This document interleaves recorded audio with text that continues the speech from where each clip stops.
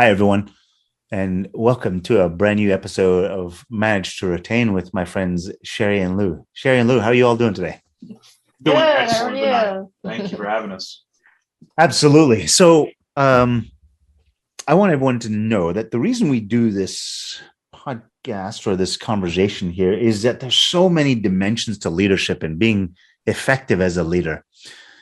And there's lots of stuff that just kind of swirling around in the ether in the universe and business talk and LinkedIn and all these other places about self-help, leadership help, how to grow better. But how do you separate the wheat from the chaff? And that's something I feel like I personally get caught up in sometimes. Do I listen to this guy, this gal, these 10 people or whatever else? Do you all ever feel like that Yeah. is part of what's happening in the world today? It's very noisy, yes. Yeah. Well, it's an all-you-can-eat buffet, Yeah. and a lot of times it's a matter of deciding what do I need, and if you don't really know what it is that you're going for, that's actually going to be healthy enough to provide the nutrients that you need to be successful. It's very difficult to find that right without any guidance.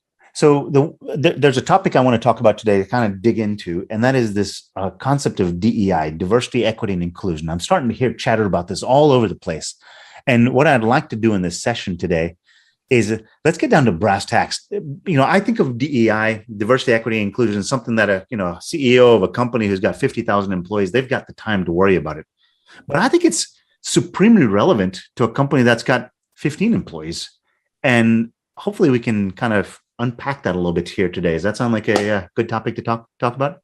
That'd be great. Let's do it.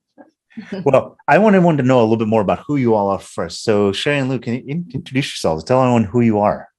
Oh, sure. Yeah, thanks so much. So yes, we're Sherri and Lou. We are the Lou Everett Group. We are a husband-wife duo, and we are business and executive leadership coaches and corporate trainers. We really help and love helping our clients get from where they are to where they intend to be by them becoming just more aware of their stuckness and utilizing our systematic approach. So we love transforming today's leaders. And just to add to that quickly, because of the topic today, Sherri and I are licensed to train DEI and DEIB for companies. I always say the elephant in the room is, well, wait a minute. How are you teaching it? You're white, and we agree with that. We understand there's a challenge there in perspective, but we're going to talk more about that perhaps today. But we have a lot of experts in the space that have helped us and trained us, and we're very glad to have this conversation today and apply that. Well, my name is Vinay Raman, and I am the CEO of a company called Carmo. And what we do is, I call it empathize the data. People have always seen the numbers and the analytics and the artificial intelligence, all that kind of stuff is sort of this cold, hard part of running a company. And then there's this other part of you got to be this heart-centric leader that embraces and cares for kumbaya, hugs and kisses kind of leader, the heart-centric leader. And I believe, I've built the company around it, that they're not ors. It's not heart-centric leader or data-centric leader. It is heart-centric leader and a data-centric leader. The two of them exist together, and that's what we aim to hopefully unpack in this conversation around DEI. Because the way I think about diversity, equity, inclusion, diversity, I got this fantastic quote here from Arthur Chan. It says, diversity is a fact, equity is a choice, inclusion is an action, and belonging is an outcome. There is power within your organization that you are not tapping into right now. Does that seem relevant to leaders today for small companies? I know for small companies, we almost think differently. And we see this a lot where a lot of small companies don't. Is this really something I should be worried about? Yeah, they don't think that it's for them. It's for those larger companies, right? And really, it starts with being a small company, and then you grow. So why not start on the right foot and start with your company culture right from the beginning instead of having it years later and they grow and it gets really corrupted. And that's what we're trying to prevent, and being proactive versus reactive. So I love my analogies, and we were talking just a little bit before we started the recording here, sort of, I guess, the preamble to this. I was talking about this idea that I used to run track in high school, and I was a pretty fast guy. but I didn't have quite the body type to run 100-meter dashes or 110 hurdles. I just wasn't built for it, because a lot of those people they were much more muscular than I was, frankly. That's the real answer. But I had long legs and I had a hell of a lot of endurance. And I also had this "you can't beat me" kind of attitude, so I wouldn't give up. So 400-meter dashes, which were the absolute bane of my existence, because as soon as I crossed that finish line, I used up 98% of all the energy in my body. I could barely stand up, but I would track you down, right? You would beat me out of the gates, as in at the 100-meter mark, you would be ahead of me. 200, 300, the likelihood that you were ahead of me was not there. So it was partly my personality, partly my body type, partly my constitution. All these things together made me the perfect 400 runner. And that's what I eventually found out from my coach, my track coach. He's like, "Yeah, but first day I saw you, I knew you were a 400 runner. I needed you to figure out that you were a 400 runner." Right. Right. All that. Now, he changed the team, modified, I mean, not around me, but he shifted how he ran the team because of the fact that now he's got a strong 400 runner who's finally clued into the fact that he's a 400 runner, right? I think that's what I think of when I think of diversity, equity, and inclusion. You find the stars in your company and you put them into the slots in the roles that they are just going to shine at. But you don't have to look outside. You probably already have that internally. How does that sit with you all? Is that how you all talk to people and leaders? And is that a challenge for them? Mhm. Well, yeah, I love the analogy, because the analogy just shows that it's a matter of understanding, like your coach did there, realizing that there's a part of Vinay that is extremely talented, that can be used, but he has to kind of figure that out too. But the coach knew it. The leader knew what it is that made you who you are, based upon your skill set, based upon what you're able to do and accomplish, and what you were unable to do and accomplish, and was able to put that into a perspective that could be the benefit for you and for the rest of the team. So with the DEI perspective, there's a couple of models here and modes that you'll see, small business or not. The part of the issue and challenge with the view of DEI or DEIB is this: as a small business, the vision or view that I'm just too small for me to worry about this is just as serious of a concern as it is for a large company who says, "All right, we'll get the training, check the box, and then we're done." Both of those are issues and concerns that need to be addressed, because the focus of DEI and DEIB is to understand the awareness that we all have biases in some way.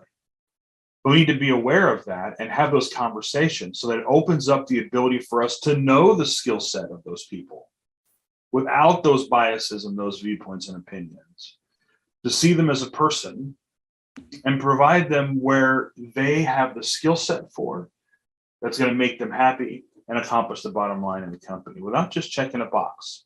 Literally, it's about the people. So yes, I agree with what you said 100%. I think it's a great analogy for us to begin with in this conversation, open up that talk. And I think part of this is this idea of what if my coach hadn't ever realized that? He or she kept moving me down this path of saying, "Vinay, keep running that 100-meter dash." And I just kept getting my backside handed to me. Yeah. Because while I was faster than the average schmo on the street, I wasn't faster than people who ran the 100-meter dash on a regular basis. So I came in 6th place, 7th place. And at some point in time, I was like, I don't want to do track anymore. Yeah, sure. Because I'm not good at this. Conversely, you could say, "Look, Vinay, why don't you go run the 3,200-meter dash?" Well, Vinay knows that Vinay would not have been a great runner at the 3,200-meter, because about 800 or 900 meters into it, I'm like, okay, this is boring. I'm ready to go do something else. I'm not built for this. So having that coach, the leader, who kind of said, "So let's try a couple of different things and start to see where you're doing well." And he said, I know you feel like someone has hit you with the ugly stick at the end of the 400-meter dash because you're completely wiped out. But did you realize that you beat everyone else by 10 yards? Huh. No, I didn't. Yeah, just wanted to bring that out to you, and then it happens a second time and a third time. The point is, instead of putting people into seats that you think they need to fit in, starting to understand who they are, so that they can define the seat that they are best at. There's real power there, because then once I started to realize I was a 400 runner, I started practicing. Man, I started getting good at it. Yeah. And I think that's part of the challenge for leadership, is trying to be able to find, where do everyone slot? I mean, sure, everyone might be into a role, a customer support or technician or whatever, operations, whatever that role is. But being able to get them to find out within that role what they do really well, so they just start to excel naturally. That seems like magic to me. Well, and that's exactly what it is. It just worked. And I always define this as lazy leadership, or at least a part of it, because we just outlined this, and it's so common with a big, small organization. It doesn't matter. It's very common. Now the question is, well, what do we do? What do we do? Well, we first have to be aware that it's there. And that's what this whole conversation really is about, is, okay, well, I didn't know that. Well, now you know, Mm-hmm. right? So that's just an interesting, how we need to keep these conversations going and not fall into what's comfortable, not fall into old traps, and to find out, okay, now the real work needs to be done. Being a leader, in no matter what role that you are in, it's a privilege. If you're overseeing other people, that is a huge privilege. Mm-hmm. Yeah, the inclusion piece is huge on this, like you're focusing on here, Vinay, because you're in your example, the coach you were doing the same action. You were running in all of those scenarios. Your coach had to have sat back in order for him to come to the conclusion that you would be better at that particular race, was to be able to sit back and see what it is that you're doing well at and consistently, and be able to say, hey, you're not a bad runner. You're a great runner. We're just got you in the wrong place. You're a good runner there. You'd be a fantastic runner and better runner here. And I think that's the value there, is that your coach's outward approach is, just because Vinay has long legs and is skinny doesn't mean he's going to be happy with where he's at. Yeah, I'm not going to force him to go bench and get his upper body really strong so he can beat that's not what. No, we're going to use Vinay for who Vinay is, for the strengths of Vinay, and put him where he's good at and what's going to actually help him shine. And for all the viewers who haven't been watching Vinay for the last 30 plus years, we're talking about a former version of Vinay that was nice and skinny. So I look, this is, I think this is a good conversation.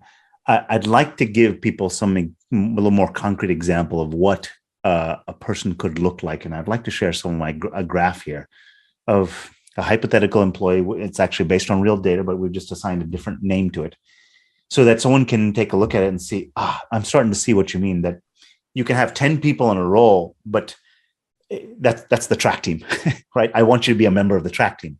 Some people are good at 100, some people are triple jump, some people are pole vault, some people are shot put. And I will tell you, I was never going to be good at shot put. I think the shot put weighed more than I did. So I want to bring something up on screen here so we can show an example of what that could look like, so you can start to see how you can segment it and start to understand, just using some data, how you can start to draw the real talent out of your people. Give me a moment here. Let me share this on screen. Do you all see what I have? Mm-hmm. Yes. Yep. So we've got this person named Tina Michaels, and let me give you a little bit of an orientation. Over on the right-hand side here, we've got an overall score. So out of 0 to 100 is how we score them. So think of a 70 is on the higher end of the scale, as on the closer to 100 as opposed to a 0. That's what you would like. This is a particular technician for a company where their actual stops that they made as a technician, they got a score of 82 out of 100. Callback scores, how many times they call back to their customers, is actually a really good score that they have. They're not called back very good. So technically pretty good. Customer satisfaction also good. Idle time, planned stop, safe driving scores. You see some yellows here, and revenue per hour. They're doing well. So they're doing well in a number of dimensions. Those are those are the sort of things saying this is a 400 runner, right? Those are the elements of it. And just to kind of show you how that looks like on this graph, think as the 0 is in the center and the 100 is out here on the outside. So best case scenario is your employee or your resource in your company is getting a completely blue graph here, right? Anything outside of this green line or outside is 80 or better. This black dotted line is average, and red is we need some tuning on this behavior here. So you can kind of just look at this graph here and see Tina in this case has actually got pretty good coverage in that role, but you can see where there's she's gotten a little bit of an affinity here in terms of how she does things. What do you all see in terms of this DEI-B conversation? Well, first thing I want to make sure that the audience is aware of what's great about data like this is that there's no face to it. If data pools based upon the results that are being measured, objective right? material, right? All objective. Mm-hmm. So it's not based upon anything else. It's based upon what the results are of what's being measured. So that first of all, right there, if you do it right and are measuring the right things, then and being aware of your unconscious biases, then what you're measuring is going to be effective. That's number one. But for specifically here, one thing I noticed right away, as I've had experience in executive level and executive level sales, is that she's really good. Tina is really good in revenue. And customer satisfaction. She's fantastic. So to me, and just think about this logistically. Generally, if you do something really, really well, it also equates to the fact that you enjoy doing it. Most people that do something really, really well consistently enjoy it.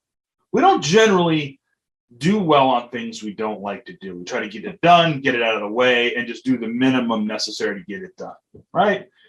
I'll give you a great example, and it sounds like an interesting example, but taking out the trash. I don't like it. I do it. I go into the kitchen. What do? Bag, tie it up. But I don't think about I don't tie it all pretty. I don't want to, I'm not going to make it all I don't enjoy it. So I'm just going to take it, toss it.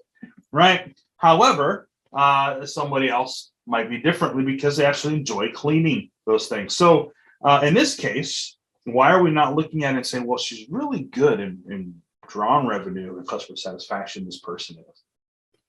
Well, perhaps we can look into if they really verify, do they really love sales? Do they love that conversation with customers? We may have at this point a leader on our hands, sales leader and customer satisfaction leader on our hands here that could be used to help other people on the team that aren't doing so well in this area. Yeah. So let's kind of go through those DEI and B, I'm assuming, which is the belonging piece, right? Mm-hmm. So the diversity side, you can kind of see she, in this case, Tina, this black dotted line is how most people in this organization show up, right? In this role, that's the average. Mm-hmm. You can see she looks different than that, right? So diversity is a fact. The equity is that choice. You can see that Tina here has a choice in how she does things because there are ways that she can do things, and these are the ones that she chooses to excel at. Right? Inclusion is this idea of an action. Well, based on those choices that she's made, she is acting, and that inclusion allows her to excel in these particular areas, those areas that she likes, right? Mm-hmm. Mm-hmm. And I might say that there's a pretty good chance that she feels like she belongs to this organization, and she feels like she's a willing participant in the success of this organization. I think this whole DEI conversation, you can kind of see it. If you break it into those components, you can kind of see it here and see, gosh, Tina, where do you want to go next? What's more? Do you want to do more, be more of an operator, be more the technician here? Are you looking at sales? Because we're always looking to increase sales, and there's a couple of neighborhoods that you're in that we'd like to increase. Can I ask you, would you be interested in having a conversation with putting a couple of hang tags on doors, or having conversations with just after you finish a job? She might just do a backflip and say, yeah, that sounds fantastic. I would love to do that. Mhm. Right. So I think here it gives you an opportunity to really lean to this could be an organization with just 4-5 people, right? Yeah, sure could be. Mhm. And it's while we the way how we present DEI, okay, there's so many ways we can look at it, and of course the conversation could just last hours, so we don't have the time for that today. But when we want to relate it to performance in this case, we see that it appears as if this employee feels very comfortable in their role. Is excelling, though, extremely excelling in some of those pieces, which means we as leaders need to also open up our minds. As an example, if this employee is a female or considers themselves female, are we biasing, thinking that that females, they're not going to do that good in sales or this or that? Everyone in that department's male. Yeah. See, there's where our biases might come in. We may not think it either, though. Okay, so I want to stretch that a little bit, maybe for another conversation, but a leader needs to look at it from that perspective too. Yeah. Because we won't have those conversations with employees if we have these biases, even if we're not aware of them. So we won't even open up to that conversation. I'll give you an example.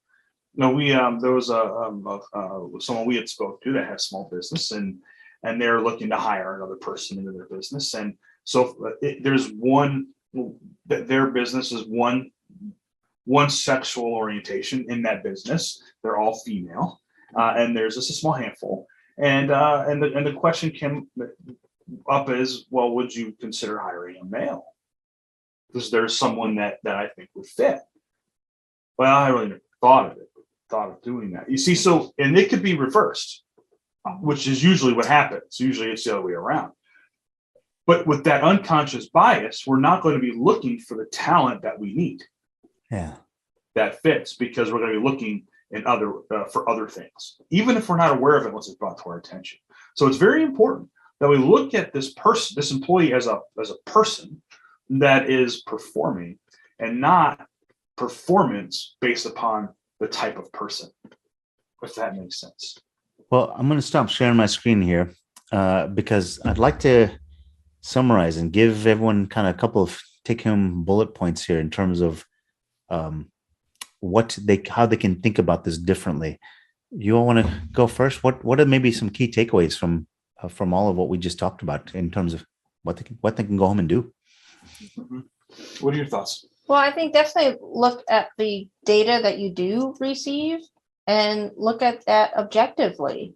And then you have to look at it holistically, right? That's another buzzword that's going around, but you do have to look at the whole person.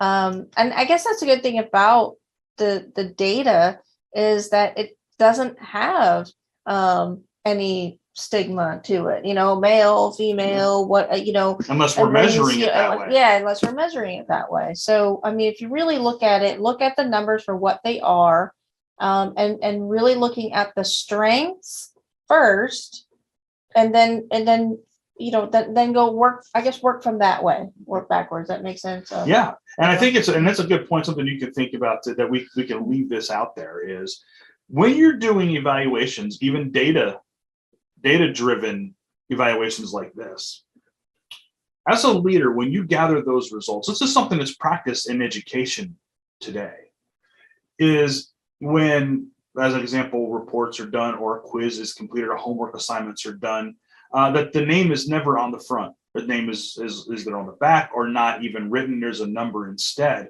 so that the grading is done without any biases based upon the name. You see, as a leader, we have to look at it this way. And that goes into the one principle that I'll mention that we have 10 principles that every leader must follow. The reflect principle for a leader: reflect upon what it is that you feel. What are your biases? And if you don't know, ask the people closest to you. Ask your children, especially if they're teenagers, because they'll tell you. Well, Dad, one time you said this and it was kind of racist, or you said this and that was kind of sexist, or whatever. Whatever it is, that there will show you, man, I didn't really know I had these. and talk through that, have those conversations so that you can eliminate those biases.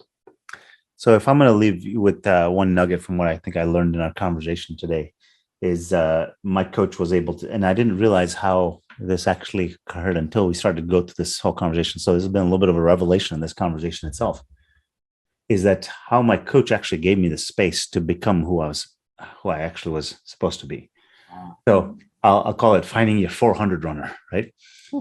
How do you know who's the 400 runner in your company, so that you can find them and find that slot for them and let them to say, holy crap, I'm good at this. Because one thing I didn't tell you is I didn't realize it because I was a very quiet kid. I didn't say much when I was younger, but I didn't realize until I got a little bit older, where towards my later high school years, that my coach told me, he said, you know, Vinay, you should be applying for scholarships at colleges. They would pay you to run it, because when I was running then, I was running high 49s, which is, good college athletes are running in the 48s. And he said, inside of a year, you should be able to be there. The funny thing is, I was just too scared. I wasn't aware of that. I just didn't know about all that stuff. And there was an opportunity that I could have been running at a pretty significant college level had I been doing that. So the point is, there's talent that's sitting there in your company, just like that. These uncovered diamonds in the rough, they don't even know that they're diamonds in the rough. And using data like this, if you can find those diamonds in the rough, isn't that a win for you as a leader? Yeah, 100%. I love that analogy. Mm-hmm. So it's just because it's there. You're going to find you're going to find their skill set, find what they're good at and what they love to do, what they like to do. Because if they're really good at it consistently, they like to do it. You liked to run. You just didn't like to run too far, and you didn't like to do too short because you always got beat. He found the right spot for you. It's just I remember this guy learning how to play darts, and I never forget. Somebody was teaching him, and he was throwing darts, and he was always off. But the guy teaching him literally went behind him and said, "Just step over here. Your throwing is great. Don't say your throwing is bad. You're throwing perfectly." He moved him over, and he got bullseye almost every time. Wow! One move, and it's one person behind you. It's like the spotter, right? Seeing where it is that we need. Leaders are spotters. You got to be able to open that up, eliminate the biases, spot where the slight adjustment needs to happen to make happen the bottom line and retain your employees. Just move over a little bit, and you may actually have the bullseye. So if people want to continue this conversation with you all, what's the best way for them to get in touch with you? Sure. They can reach out on our website, www.loueverettgroup.com. We're also on LinkedIn and Instagram as well as Facebook. So please reach out. And if you like to reach out to me, my name is Vinay Raman. I'm at Carmo, CAARMO.com. And you can email me at Vinay, VINAY, the letter R, at Carmo.com. More than happy to see if I can help you in your journey to success. Sherri and Lou, and anybody else who's been listening. And thank you so much for the time. Awesome. Thanks, Vinay. Thanks.